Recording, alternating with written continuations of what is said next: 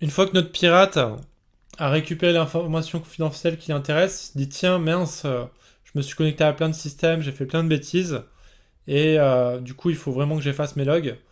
Donc pour effacer ces logs, il va taper Event Viewer, et en fait, tu dois être administrateur pour pouvoir effacer les logs, donc il va se servir du mot de passe du compte domaine admin pour lancer Event Viewer.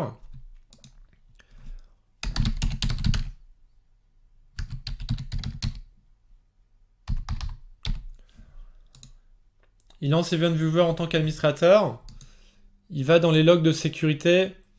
Il se dit mince, je me suis connecté un peu partout. J'ai lancé du remote desktop sur plein d'IP. Je vais supprimer les logs. Donc il décide de clearer les logs. Et on va les effacer.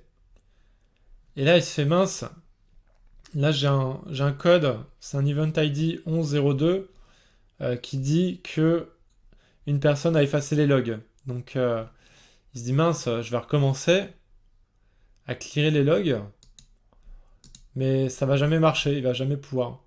Donc il se dit ok, c'est pas grave, j'efface tous les logs, il n'y aura pas de preuves contre moi.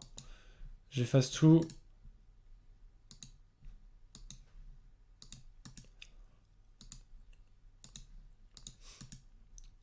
Puis on verra ce qu'on peut récupérer comme information. Il se dit ok, les fichiers confidentiels, je les ai mis sur une clé USB, c'est bon. J'avais téléchargé des outils de hacking sur Nishang. Donc c'était dans le fichier download. Allez hop, on va tout effacer. Il faut qu'il n'y ait absolument aucune trace. Alors il y a peut-être un programme qui est lancé. On ferme ça. Nishang.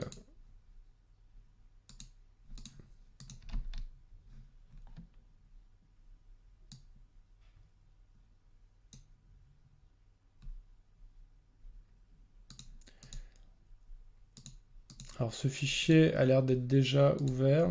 Ah oui, voilà, c'était peut-être les notes. Allez, on supprime tout.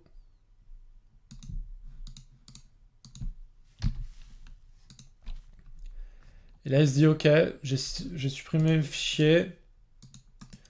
J'ai supprimé ma corbeille.